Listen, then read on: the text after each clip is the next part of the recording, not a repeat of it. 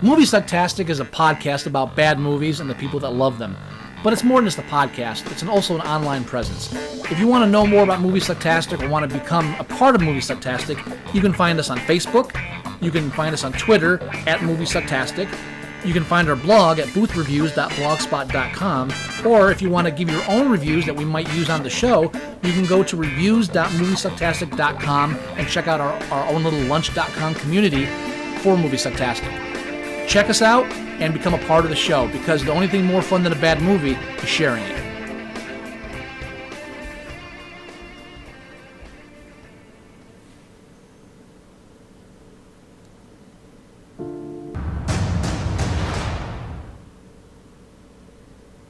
You're listening to Moviesucktastic.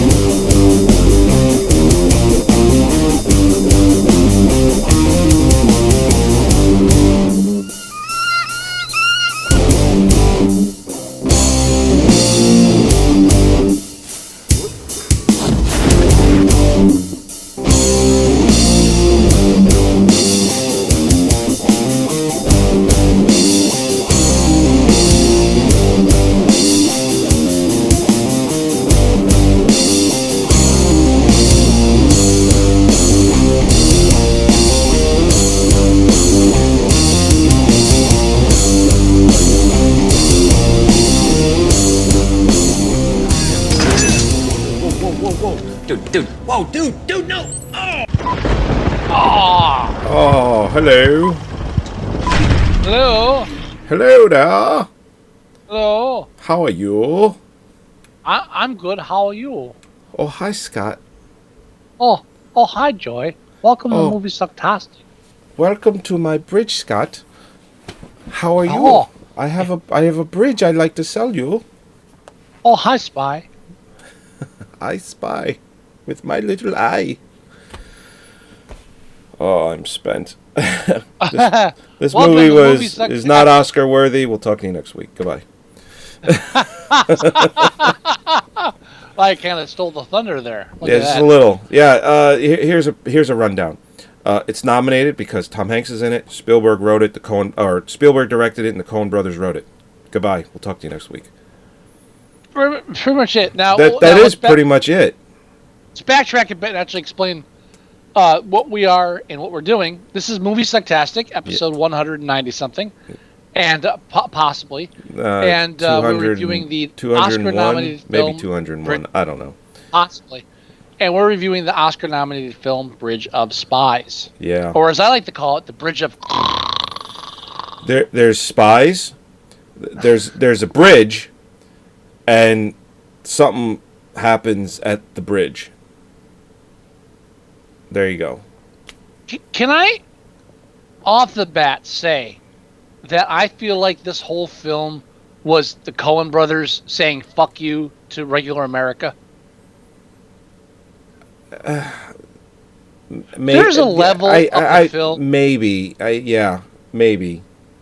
where like I feel like the Coen brothers like secretly are like, "Oh great, we're going to show our contempt for American film audiences." And when the fact that this film was nominated for Best Screenplay, makes me feel like they're somewhere in a room giggling right now, insanely. It's like, ha ha ha ha ha ha. This got Best Screenplay now. Ha ha ha ha ha. Again, nominated for Best Screenplay because of the Coen brothers. That's it. And all right, I would garner to say that their film Hail Caesar probably has a screenplay that's 10 times better than Bridge of Spies. maybe Hudsucker Proxy even. And that's my least favorite. It is your least favorite. Now, wondering why the Coen brothers didn't just direct this. because it's not their kind of. This is like a money film. This is like, oh, you're going to pay us how much to do this? Yeah, we'll write a screenplay for you.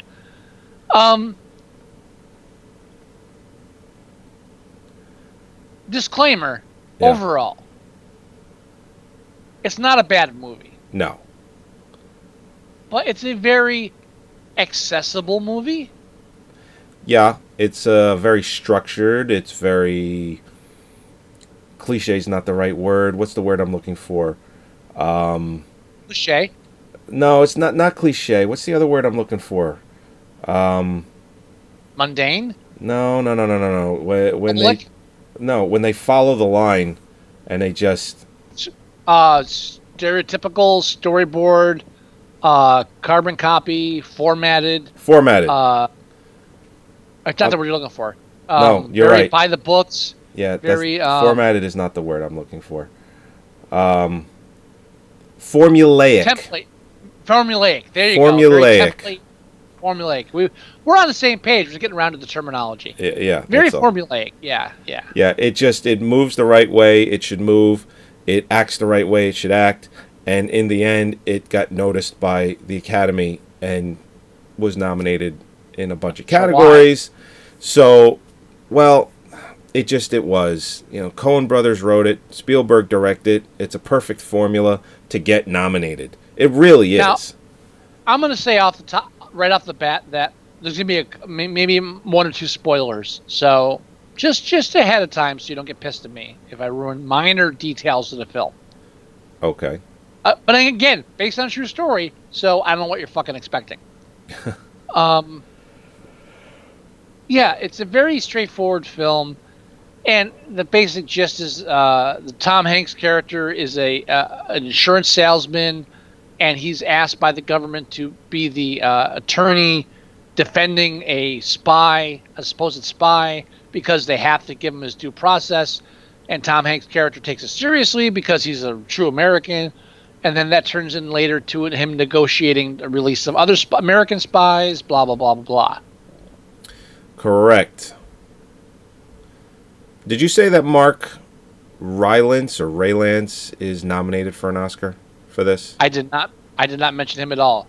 But yes, best supporting role, Mark Rylance has been nominated for Bridge of Spies. Oh, you mentioned it in the last episode. That's why. Yes, I did. Yes, Okay. I did. You're correct. He's not that good.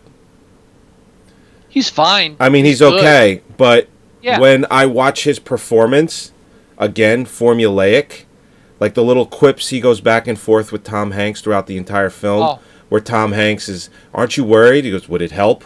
Like that line he uses probably 5 or 6 times in the movie. Yeah. And like hold on. And he uses it 5 or 6 times in the film.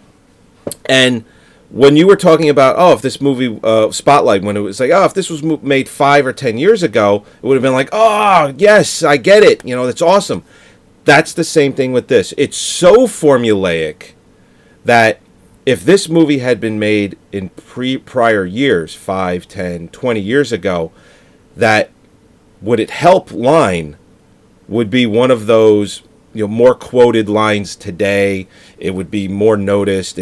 The film would have been accepted even more. It would have been on a top 50 list, but it's made now. There's nothing special about it. So I'm glad you mentioned that, because like the first time he says, "Aren't you worried?" He says, "Would it help?" In the back of my head, immediately, I'm going to hear this shit 5 more times.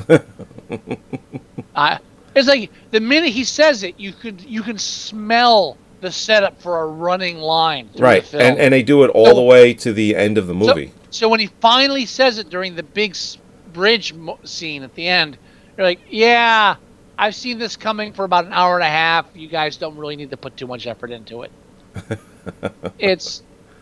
There's I really feel like this movie is like a big joke by the Coen brothers to America. Just because the formulaic aspects of it. Now, I mean, just the idea that the first half of the film is Tom Hanks's character going against public opinion because he believes in due process and everything, and so they have a scene where he's on the train and everybody's reading the newspaper, sees his face, like, oh, he's defending the spy, and they all give him nasty looks, and this one woman's like giving nasty looks, oh, you're a bad person. And then later, once he frees the American spy that everybody hates because they think like, oh, he should have killed himself because that's American, and he tells him, It doesn't matter what they think. It's the fact that you did what you think is right. That's what matters.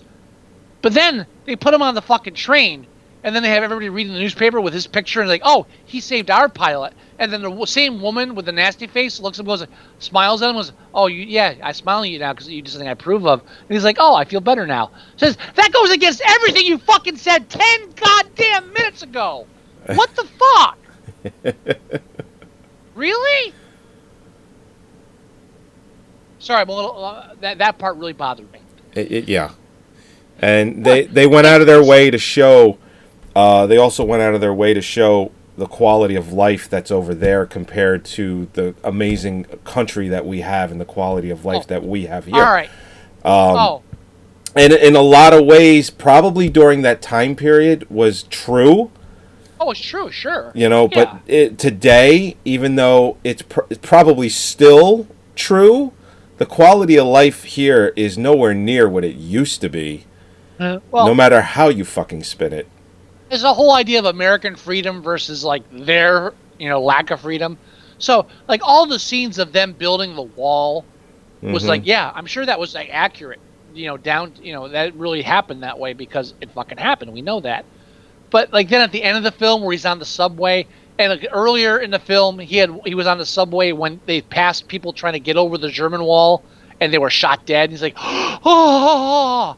And then after all that, he's on the American subway and he passes and he watches 3 kids like jumping over a fence. Yep. And like, oh, I get it because they're jumping over a fence and they're not being shot dead, so America's better.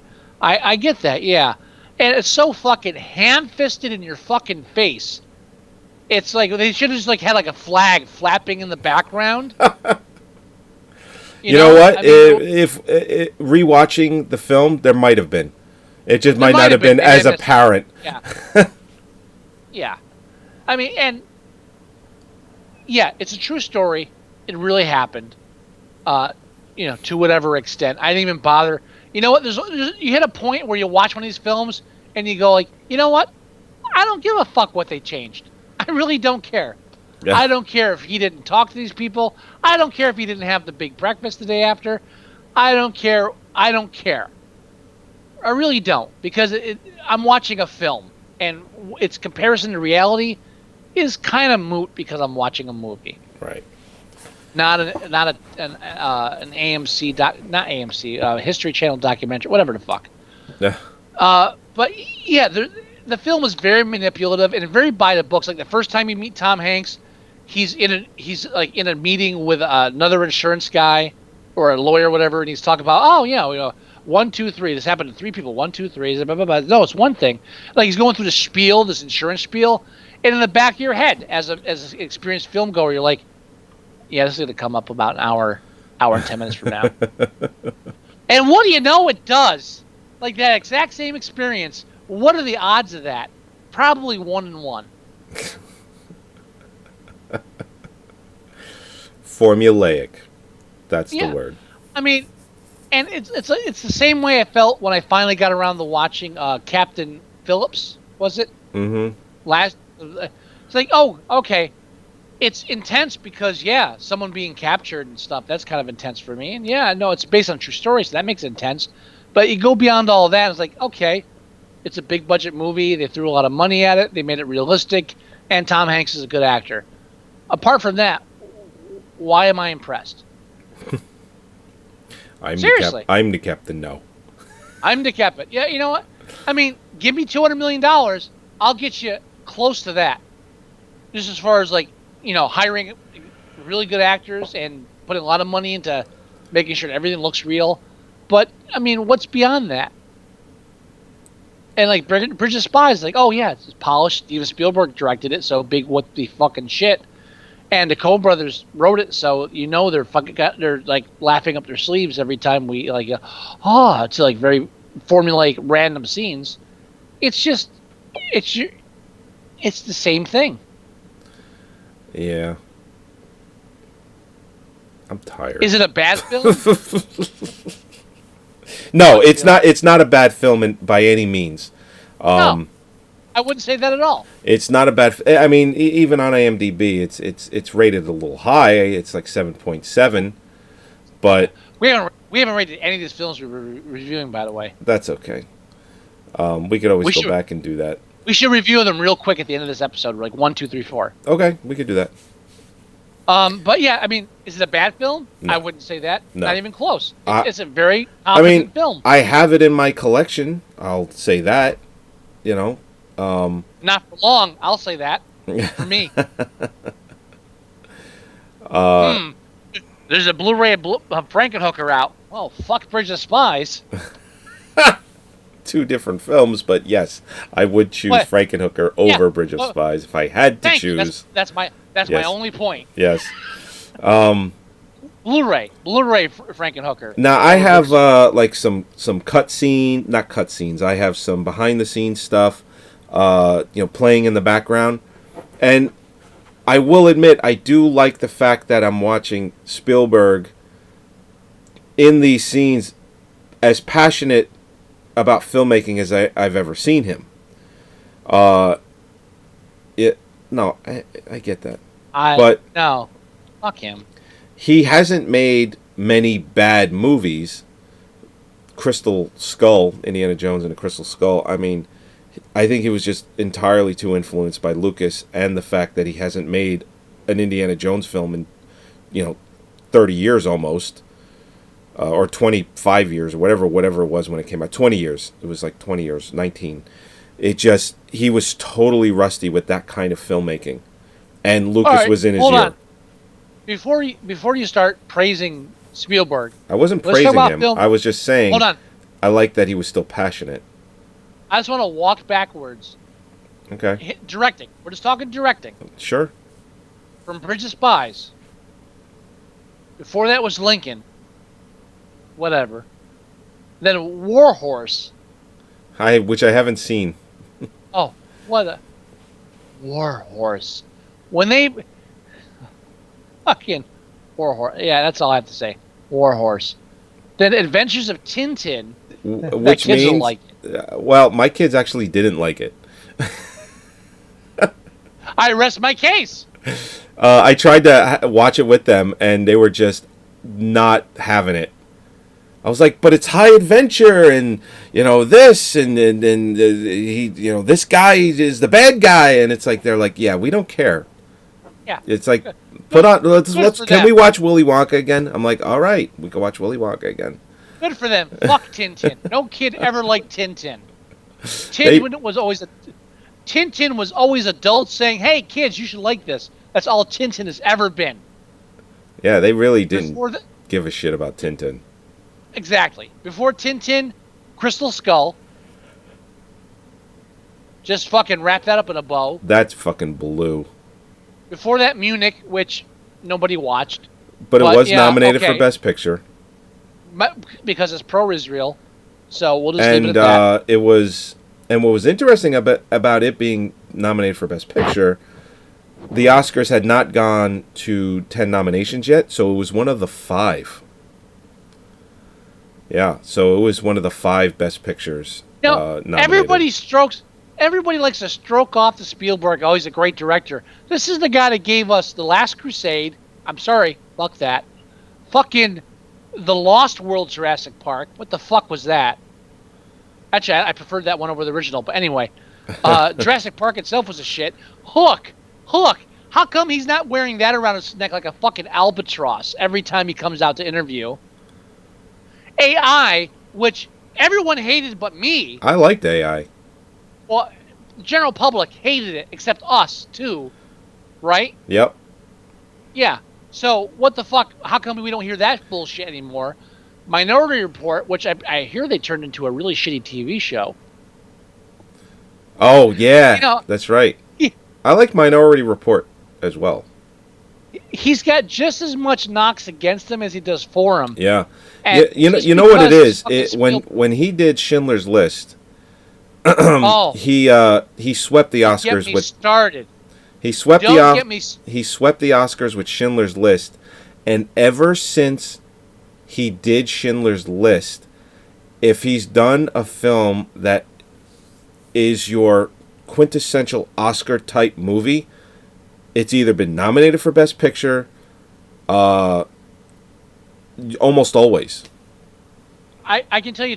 I mean, I'll admit he did deserve Best Picture for Schindler's List because first of all, it was about the Holocaust. Right. Second of all, it was black and white because who would do that? And third of all, it was a black and white film, but a little girl wore a red dress. And those three things together just equals fucking cinematic gold. And it worked. Yeah. And whether you admit it or not, Schindler's List was... There's a sarcasm in my voice I know. Should be being picked up. Okay, it is. Make sure. It is. And that's Just why I'm saying whether you admit it or not, Schindler's List was a very good movie. And it's not. And he made that the same fucking year he shit out that colossal turd called Jurassic Park. He had a good year that year. I think they said he made like $250 million that year. That's great. He made $250 million off a shitty fucking script based on a shitty fucking book with pretty special effects, and then he did a black and white film after that, and everybody praised him as like the next fucking Messiah, which is weird because he's Jewish. So I mean that's that's. With that said, Jurassic Park, even though you hated it, I don't hate Jurassic Park. It's a shitty film. Whether or not I liked it, it's a bad movie. It felt like it felt very much like your quintessential Spielberg movie, though.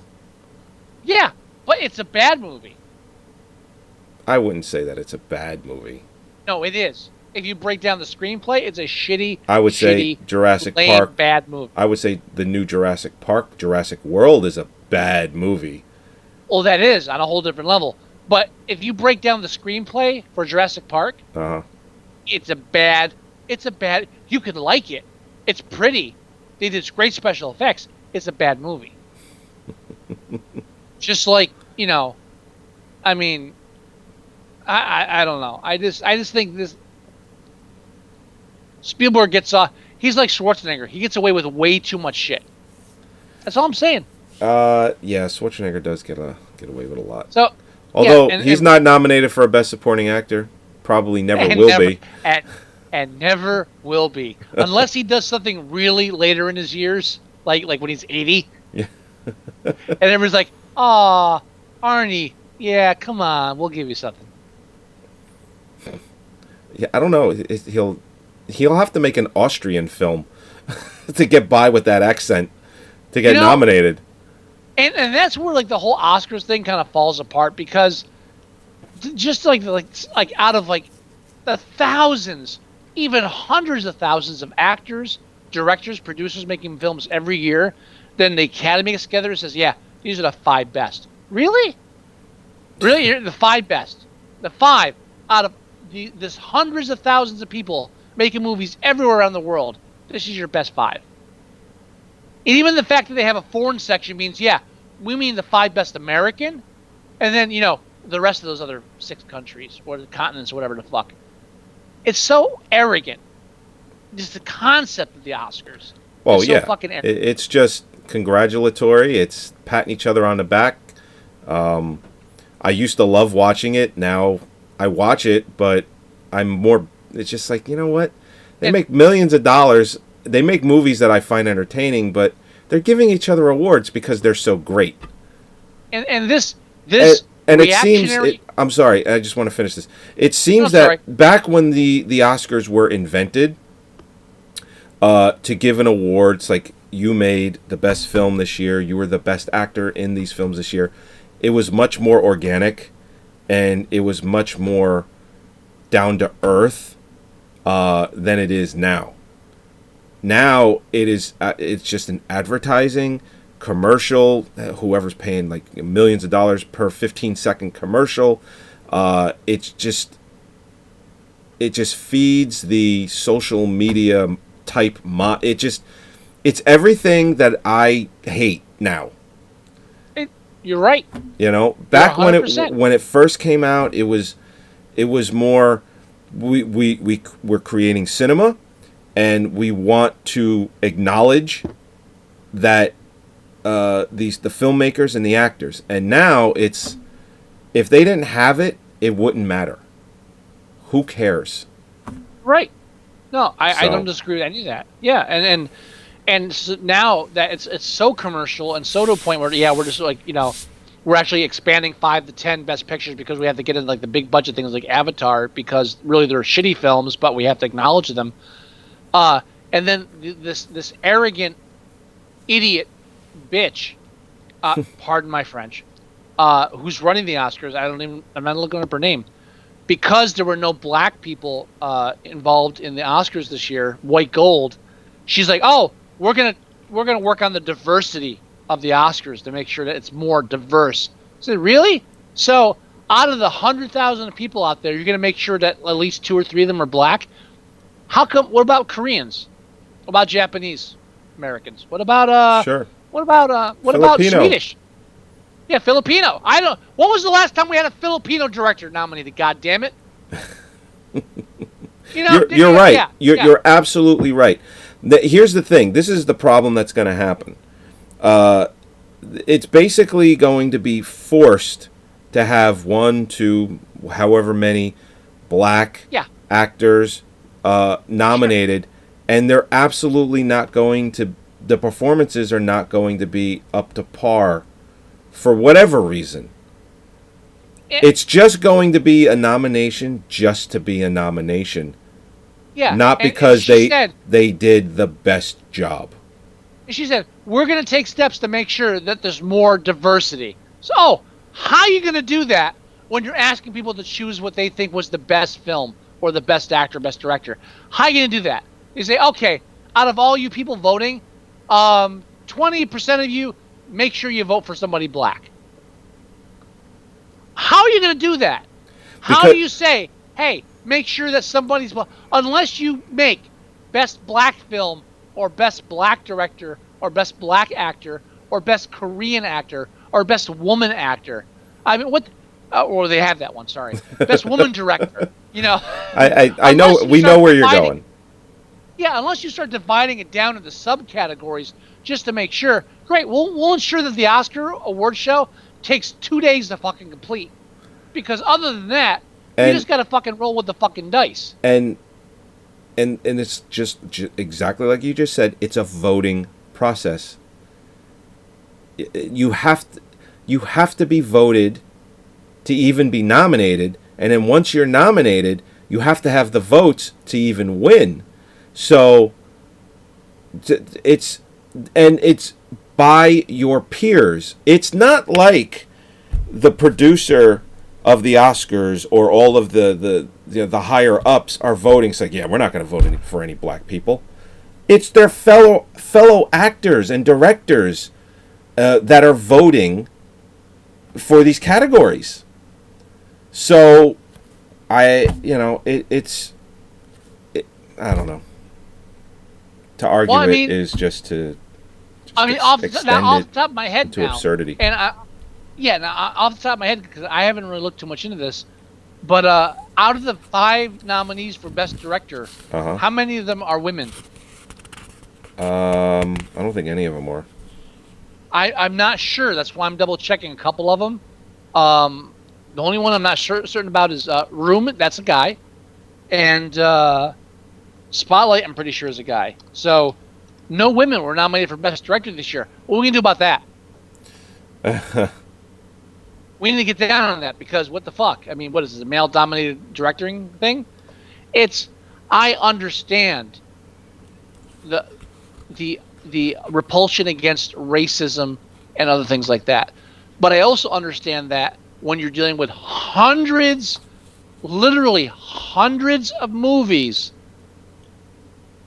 and I don't know how many people there are voting in the Oscars, you can't guarantee that there's going to be a diverse nomination the way you want. If you want, all you're saying is either everyone that voted for the Oscars is racist, and I don't know if that's accurate. Well, Penelope Ann Miller, somebody did say that it was racist that no black actors were nominated, no black directors were nominated, and Penelope Ann Miller came out and said, "Listen, I just want to let you know that to categorize us as racist is racist, basically. And she said, I have voted. No, that's not what she said. No. She said that, but black people can't be racist. Oh yeah, I've heard that too. It's bullshit. But she basically said, I voted for black actors. And she said, I voted for black actors this year, and I'm sorry they didn't get nominated, but I did vote. So I take offense that you're calling me racist. Is she black? No, she's white. Okay. Did she vote for black people just because because they were black? Because that's racist. No, I'm sure she voted for them because she thought that they had the best performance. I said it before, I'll say it again. You want more black people in Academy Awards? Tyler Perry's got to step up his game. Now, they keep bringing up Idris Elba, who was in a film called Beasts of No Nation, for him not being nominated. Now, you mean that film I haven't heard about, and probably most Americans haven't heard about either? Well, here's the thing. It wasn't released theatrically, so it doesn't fucking qualify. So stop bringing it up. I think it was released on Netflix and at film festivals, which is not a theatrical release. In order to be nominated, it has to be a theatrical release. That's why they released this shit like on Christmas Day or on the 31st of December, and it's like in 1 or 2 theaters because that fucking counts. And it has to be in the U.S. Here's the bottom line, and this would extend into Strangers in a Strange Land too, if we had recorded it all in the past couple weeks. It's not about race, it's about money. The reason they expanded 5 nominees for Best Picture to 10 is not because we weren't getting enough talent in there. It's because we needed an excuse to put fucking Avatar in there because it's the biggest grosser of the fucking year. So we had to put the big money things in there as well as the things that actually count as a good film. Yeah. So it's none of this is about race. It's about money. It's about exposure. It's about public opinion. It's all it's about. You want to bitch about something?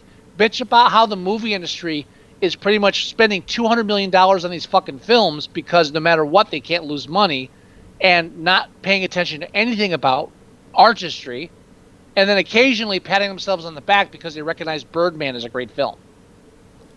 Or the fucking artist, whatever the fuck that was. That's your enemy. Yeah. It isn't white America. It's fucking mega bucks Hollywood defending its own largesse. Very true. I mean, but long story short, Bridge of Spies. Oh, is that what we're reviewing? Yeah. We went so off on a tangent. Okay, real quick, Bridge of Spies. Yeah. IMDb has it at 7.7. Fuck that. What do you say? 6. 6? I would go 7. You think 7?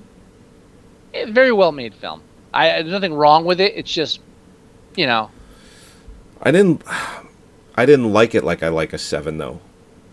But I mean, okay. No, you're right. I recognize it as a good film. But I wouldn't go higher than 7 at all. Yeah, no. Yeah. All right, 7 it is. What did we do before that? Room? Right before that, we did Spotlight. Spotlight. Hang on. I can't type. Spotlight is currently 8.2. Wow, that's high. Yeah. 7? 7 on that, too. I agree. I'm not even looking at the fucking demographics. Who gives a shit? Nah. Room? Room. Next? Let's see. Where's Room at? 8.3. I'd go 8 for Room. I would go 8 for Room, too, even besides the sexist bullshit. Yeah, 8 it is. All right. I'm going to take a quick peek at the demographics on that. That's all across the board, 8 o'clock. 8. These films is like everybody loves them, so whatever. And Revenant. 8.2. Can't spell it. Having issues. That's okay. Rev 8.2. We gave Birdman a 10 last year. I would go 10 with this. Yeah. I mean, I'm not even gonna like be apologetic about it. This film's fucking perfect. Perfect, and a perfect example of true epic filmmaking. I would say 10. Go for Agree? it. 10. Oh yeah. And fuck yeah.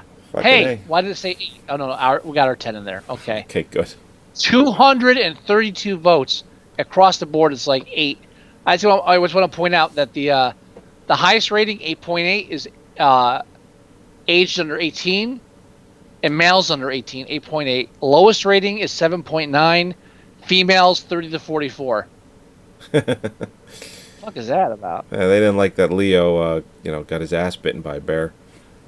Shh, don't ruin it. But yeah, there you had it. Bridge of Spies. Your parents will like it, and if you're looking for something that's like not going to challenge your thoughts at all or anything, it's pretty straightforward on what you're supposed to think. Yep. That's it. Yeah. We done? Yeah, we're done. I think we're done. Oh, look at that. Hey. Only 2 Oscar films to go, which are Brooklyn and The Big Short.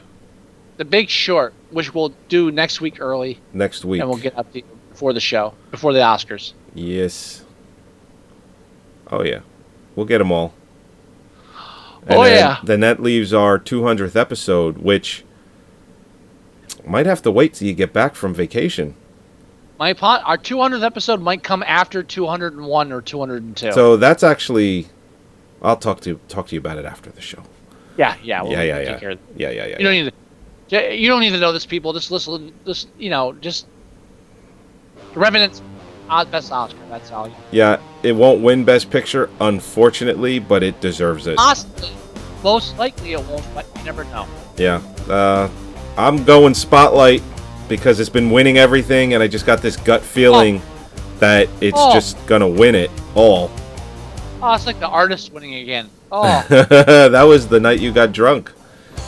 yeah. Who won? That French guy. Who? The French guy. And I kept saying his name. For what? For Best Actor? For what? Best Actor! I have to go back and listen to that episode. I would. I definitely would. All right, everybody. Thank you for joining us for another episode of Moviesucktastic. Please go to our website at moviesucktastic.com. Join us every week live, Thursdays at 8 o'clock for the show. You can download the shows there. You can listen to them right from the website. You can go to iTunes and you can download the show there as well. While you're there, make sure and leave us a review. You can go to our Facebook page at facebook.com/moviesucktastic. Everything that we talk about on the show, everything that we do, trailers, everything movie-wise is put there. You can go to our Tumblr page at Tumblr or moviesucktastic.tumblr.com. Scott, that's kind of Scott's baby. He does that one. Which means it has to touch in a month, but anyway. That's all right. You can leave us voicemail at 908-514-4470. You can also email us. The address is themovieguys@moviesucktastic.com. There we go. Oh, wow. Oh. If you want, you can download the free Android app. We highly recommend it. Everything I just mentioned is on the app. Yeah. There's also a mobile version of the website for iPhone users. And if you are so inclined, you can go to your favorite search engine. Scott likes Google. Google it. Google's my god. Yeah. You can do a search for Moviesucktastic, and everything I just said will pop up immediately. Enjoy. Like that. Do you have any wisdom?